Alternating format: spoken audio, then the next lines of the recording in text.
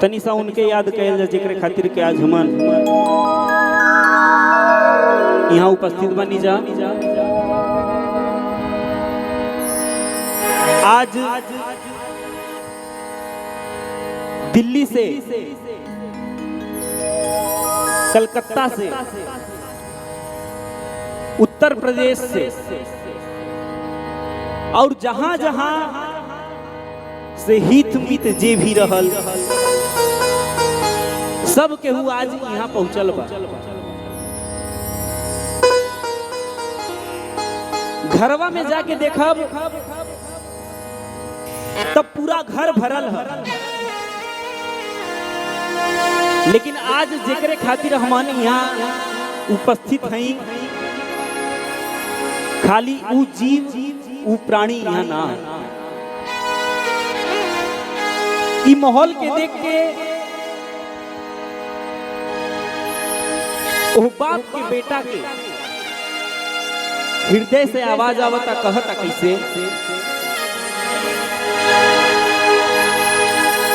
आज यहाँ सब कुछ भरल पूरल है, लेकिन कमी बा तो बस के कर भाव बा।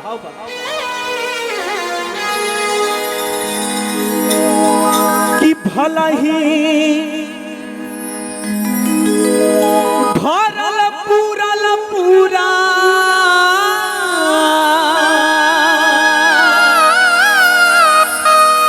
परिवार लगता,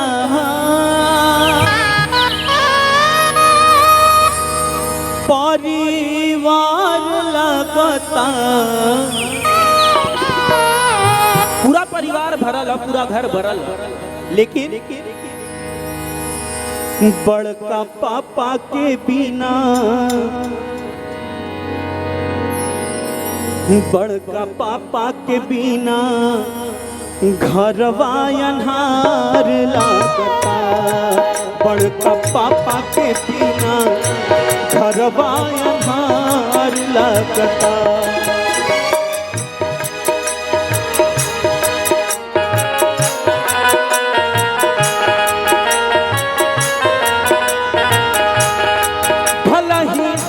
भरल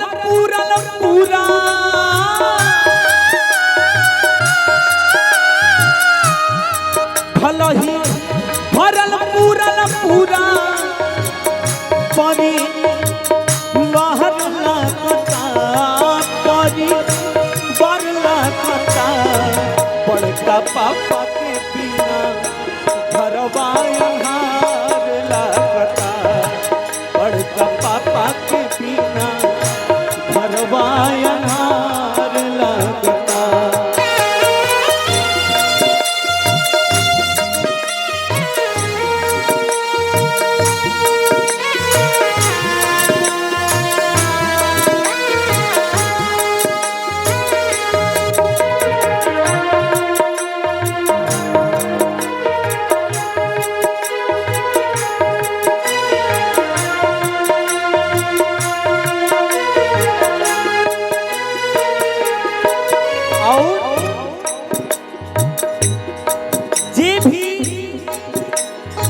दुनिया में आइल है केहू भी मनुष्य ऐसा ना है जे परिपूर्ण होके आइल है। सबके अंदर कुछ न कुछ कमी जरूर हो, लेकिन ओकरे बावजूद भी वो कैसन रहलन, सीधा साधा संत स्वभाव रहे सबका से लगा,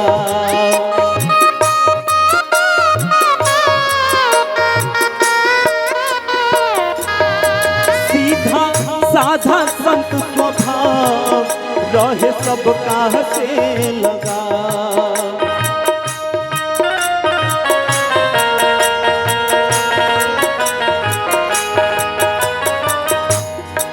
हम तो खैर जौने दिने उनकर मृत्यु भइल यहाँ बंबई में मौजूद ना रह पैनी, आ हमरे जैसन कितना लोग ऐसन रहल हुई जे खबर सुनने के बाद भी यहाँ मौजूद ना रह पावल हुई, लेकिन ओकरे बाद भी देखनी कि 1200 से 1500 आदमी खाली उनकर अंतिम संस्कार करे शमशान घाट पे गए रहलन। ये अपने आप में बहुत बड़ बात है आज के समय के हिसाब से। तो कहे के बाद सीधा साधा संत स्वभाव रहे सबका से लगा,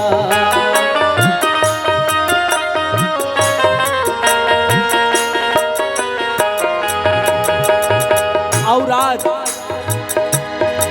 सुन सान हमार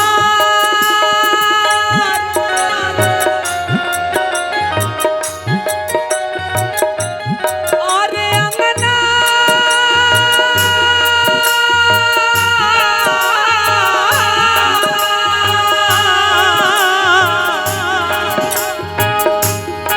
सुन सन आज अंगना हमार लागता, सुन सन आज अंगना दुआर लागता, एगो पापा के बिना घरवा अन्हार लागता, बड़का पापा के बिना घरवा अन्हार लागता।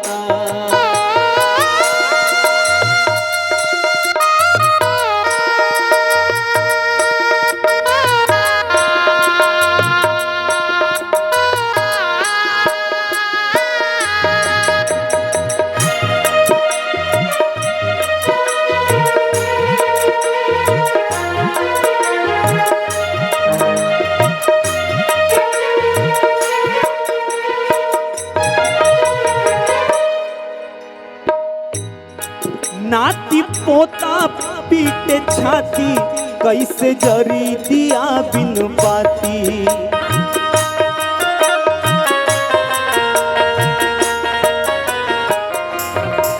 नाती पोता पीटे छाती कैसे जरी दिया बिन बाती,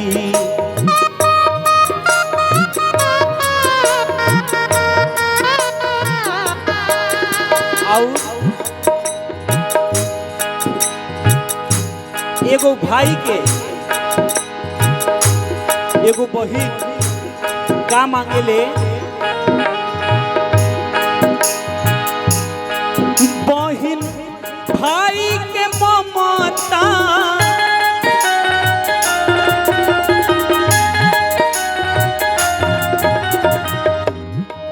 बहिन भाई के ममता दुलार मांगता हो, दुलार मांगता, एगो पापा के बिना घरवा अन्हार लागता,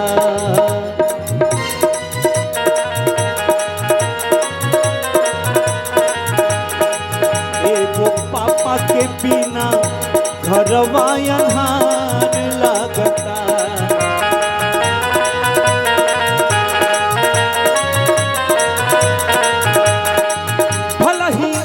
भरल पूरल पूरा भलही भरल पूरल पूरा परिवार लगता, परिवार लगता, एगो पापा के बिना, एगो पापा के बिना घरवा अन्हार